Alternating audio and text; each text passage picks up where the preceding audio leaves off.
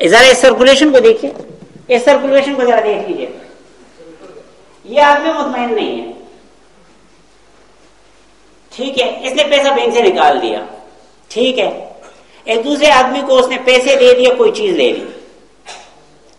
جو تھوڑی دیر پہلے اس شخص کا مسئلہ تھا کہ میں اس پیسے کے ساتھ کیا کروں، یہ کما کے نہیں دے رہا، اب وہ اس شخص کا مسئلہ نہیں رہا، استعمال کا بن گیا. صحیح ہے، اس نے بھی وہ پیسے، اب وہ اس مصیبت اس کو پڑ گئی کہ میں اس کے ساتھ کیا کروں. یہی چار آپشن اس کے پاس ہے، ٹھیک ہے. اتنا تو آپ سمجھ گئے کہ گھر تو لے کے نہیں جاتے یہ کوئی بھی.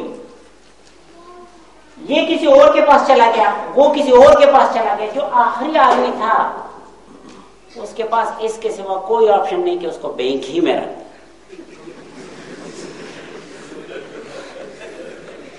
اس کے پاس اس کے سوا کوئی آپشن نہیں کہ اس کو بینک ہی میں رکھ دے. دیکھیں آپ کی یہ دلیل کہ انٹرسٹ ریٹ گرانے سے سیونگ گرے گی، یہ صرف اس صورت میں درست ہے کہ لوگ بینک سے پیسہ نکال کر گھر میں تکیوں میں بھر کے رکھ دیں، ورنہ پیسہ سرکولیشن میں جو پیسہ ہوتا ہے، اور ممکن ہے اگر چیک سے پیمنٹ ہوئی ہو تو پیسہ جگہ سے بھی نہیں ملے گا. پٹھانوں کا مجمع ہو تو میں کہتا دستوڑوں سے شاباز گڑا باہر. اور ایک بات میری دوستو یاد رکھیے گا کہ بینک، اکنامکس، اسٹیٹسٹکس، یہ دونوں سائنسز یہ ٹوٹل سے تعلق رکھتے ہیں، ان کو اس سے دلچسپی نہیں ہوتی. بینک کو بالفرض اس بات سے کوئی دلچسپی ہے کہ میرے پاس ٹوٹل اتنی منی نہیں ہونی چاہیے، باقی اس کو اس سے دلچسپی نہیں کہ اس حال میں بیٹھے یہ کس کے اکاؤنٹ میں ہے. بینک کو اس سے کوئی دلچسپی ہے؟ اگر آپ نے نکال کے اس کے اکاؤنٹ میں بینک میں پڑی ہے، اس کو اس سے کیا دلچسپی کہ آپ کے اکاؤنٹ میں نہیں ہے؟ نہ ہو، یہ غلط بات ہے. امپراپر جنرلائزیشن ہے جو یوز کی جاتی ہیں اور غلط یوز کی جاتی ہیں. یہ جنرلائزیشن صحیح نہیں ہے کہ تمام بینکوں میں اگر انٹرسٹ ریٹ گر، ایک بینک کی بات نہیں کر رہا، اگر ملک کے تمام بینکوں میں انٹرسٹ ریٹ 0% پہ گئے، 0% پہ بھی آ جائے. بلکہ شیخ محمود احمد کی انالیسس تو یہ ہے کہ اگر ریئل انٹرسٹ ریٹ نیگیٹو بھی ہو جائے تو سیونگ کم ہونے کے بجائے بڑھتی ہے، اور اس کا باقاعدہ ڈیٹا موجود ہے، مین اینڈ منی میں دیکھا جا سکتا. اب ایک مسئلہ ہے کنفیوز تھنکنگ کا.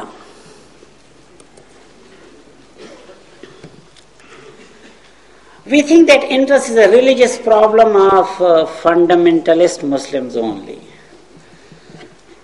یہ ڈائیگرام بتا رہا ہے کہ یہ غلط ہے. کس طرح؟ ایک عام آدمی، ایک کنزیومر بینک کو 100 روپے دیتا ہے، بینک اس کو کہتا ہے، یہ مثال ہے بات آسان بنانے کے لیے، 100 روپے دیتا ہے، بینک اس کو کہتا ہے سال بعد 105 دے دینا، ٹھیک ہے، 5% کے حساب سے، ٹھیک. بینکنگ سسٹم اسی پیسے کے ساتھ کرتا کیا ہے؟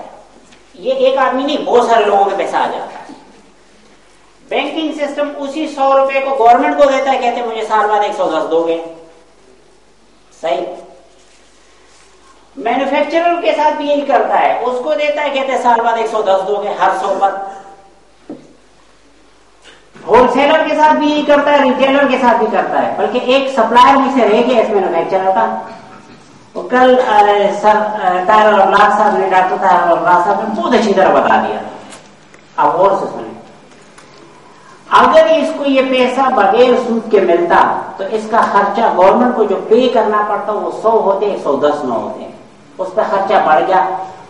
اس کو اگر عام حالت میں 10 روپے ٹیکس لگانا پڑتا ہے، اب وہ 12، 13، 14 لگائے گا، ٹیکس بڑھے گا. مینوفیکچرر پہ بھی بڑھے گا، ہول سیلر پہ بھی، ریٹیلر پہ بھی، کنزیومر پہ بھی، گورنمنٹ کی طرف سے. ایک بات، مینوفیکچرر کا خرچہ، مینوفیکچرر کو بیوقوف تو نہیں ہے، اس کا اگر خرچہ بڑھے گا، ظاہر ہے جہاں اس نے بہت ساری چیزوں کا حساب کرنا ہے، بجلی کا حساب کرنا ہے، گیس کا حساب کرنا ہے، بہت ساری اور چیزوں کا حساب کرنا ہے، اس نے اس کا بھی تو حساب کرنا ہے کہ سہولیت 110 دینے ہیں اور ٹیکس بھی دینا ہے جو اس کی وجہ سے بڑھ گیا. اس کو تو پتا نہیں ہے لیکن بڑھ گیا اس کی وجہ سے، اس کو وہ ٹیکس بھی دینا ہے، وہ ان سب کو بھی حساب کرے گا اور ان سب پر پھر وہ اپنا پروفٹ مارجن لکھے گا. بالفرض ان سب کا سم اگر 100 آ رہا ہے تو شاید وہ اس کو 15% سے ملٹیپلائی کر کے جو ہے نا 115 کر دے پرائز. بالکل ہو سکتا ہے. مینوفیکچرر یہ کرے گا کاسٹ اس کی بڑھے گی، لہذا جو پروڈکٹ بیچے گا اس کی پرائس بھی بڑھے گی مزید.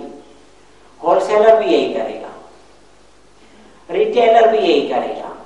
اب آپ اندازہ کریں، میرے خیال میں آپ کو ادھر ہی سمجھ جانا چاہیے کہ اس کو 5 مل رہے ہیں اور پتہ نہیں کتنے پے کرنا.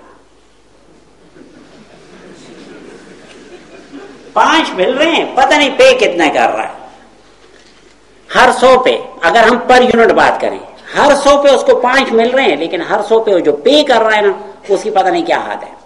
اللہ بہتر جانتا ہے، میرے پاس اس کی ایکچوئل اسٹیٹسٹکس موجود نہیں ہے، لیکن اتنا تو دعوے سے کہا جا سکتا ہے کہ جب ادھر بینک کا انٹرسٹ ریٹ ان زیادہ ہوتا ہے، انٹرسٹ ریٹ آؤٹ کم ہوگا، لہذا یہ دعوے سے کہا جا سکتا ہے کہ ادھر پیمنٹ زیادہ ہو رہی ہے. اس کے کچھ نقصانات دیکھ لیں، کچھ consequences. Government, manufacturer, whole seller, retailer سارے یہ کام کرتے ہیں. کیا کرتے ہیں؟ ان کو پتا ہے کہ میرے پیچھے ایک ایسا آدمی موجود ہے کہ میں نے ہر صورت پیمنٹ کرنی ہے اس کو. آپ کو پتا ہے لائبلٹیز جو ہے نا وہ رسک شیئر نہیں کرتی اور کہتے ہیں سب سے پہلے مجھے دو گے، تم بھی گئے باڑ میں، سب گئے باڑ میں. لہذا اس کو پتا ہے کہ سب سے پہلے اس کو ادھر پیمنٹ کرنی ہے، نہ کی تو ڈیفالٹ ہو جاؤں گا، یہ ہو جاؤں گا، وہ ہو جاؤں گا. سب سے پہلے وہ اس کو کیا کرتا ہے؟ اس کے لیے وہ اگر امپلائیز کو ویجز کم پے کر سکتا ہے تو وہ کرتا ہے. آپ میں سے کتنے تعلیم یافتہ لوگ ہیں ان کے ویجز کم پے ہو رہی ہیں؟ وہ اس کی وجہ سے ہو رہی ہیں. لو کوالٹی کے پروڈکٹس بیچے جا رہے ہیں، لو کوالٹی کے پروڈکٹس بیچے جا رہے ہیں، کوالٹی خراب ہو رہی ہے، کوالٹی خراب ہو رہی ہے، اس کی وجہ سے ہو رہی ہے. پرائسز بڑھ رہے ہیں. میرے خیال میں اکنامکس میں اس کے کہتے ہیں کاسٹ پش انفلیشن. کاسٹ بڑھنے کی وجہ سے جو انفلیشن آتی ہے. عجیب بات ہے کہ لوگ انٹرسٹ کو جائز کرنے کے لیے انفلیشن کے پیچھے چھپتے ہیں اور اس بات کو سوچتے نہیں کہ آیا بھی اسی کی وجہ سے. اس کے علاوہ آپ کی انڈسٹری کاسٹ ان افیکٹو ہو جاتی ہے. کسی دوسرے ملک میں انٹرسٹ ریٹ کم ہے، آپ کے ملک میں انٹرسٹ ریٹ زیادہ ہے، تو کیوں ہوا؟ آپ کی انڈسٹری کا کاسٹ زیادہ ہو گیا. میں اسٹریٹجک مینجمنٹ پڑھاتا ہوں، مجھے پتا ہے کہ اگر آپ کی سیل پرائس اور کاسٹ پرائس کے درمیان فرق کم ہو جائے وہ انڈسٹری کتنے خطرے میں ہے. ذرا یہ فرق ہمیشہ زیادہ ہونا چاہیے کہ اگلا ڈسکاؤنٹ دے تو یہ بھی ڈسکاؤنٹ دے سکے. اگر یہ فرق کم ہو جائے، اگلا ڈسکاؤنٹ دے دے، یہ انڈسٹری بیٹھ جائے گی. آپ کی انڈسٹری کاسٹ انفیکٹو ہو رہی ہے. The beauty is that no one blames the banker. Banker کو کوئی الزام نہیں دیتا. This is the basic reason behind the failure of socialist movement. دیکھیں مزے کی بات، جب مینوفیکچرر یا گورنمنٹ یا ہول سیلر یا ریٹیلر اگر وہ اپنے امپلائیز کو کم تنخواہیں دیتے ہیں تو امپلائی کو بینک نظر نہیں آتا، ان کو یہ لوگ نظر آتے ہیں. سارے الزام دیتے ہیں یہ منافع خور ہے. جب کنزیومر کو مہنگی چیزیں، لو کوالٹی کی چیز مہنگی پرائس پہ ملتی ہے، وہ کہتے ہیں یہ منافع خور ہیں، اس کو یہ نظر نہیں آتا. نتیجہ کیا ہوتا ہے؟ نتیجہ یہ ہوتا ہے کہ جب سوشلسٹ موومنٹ آئی اور انہوں نے کوشش کی کہ ایک معاشرے میں انصاف لایا جائے، تو انہوں نے جب ظالم کا تعین کیا تو انہوں نے کوئی یہ ظالم نظر آئے، ریٹیلر، ہول سیلر، مینوفیکچرر، انہوں نے اس کو مارا ہے، انہوں نے پروفٹ کو مارا ہے، انٹرسٹ کو انہوں نے بھی کچھ نہیں کہا،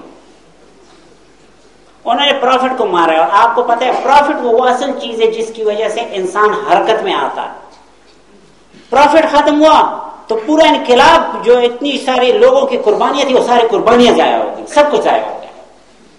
اور ہوا کیا کہ وہ ایک پیچھے بندہ بیٹھا ہوا، وہ کسی کو نظر ہی نہیں آ رہا.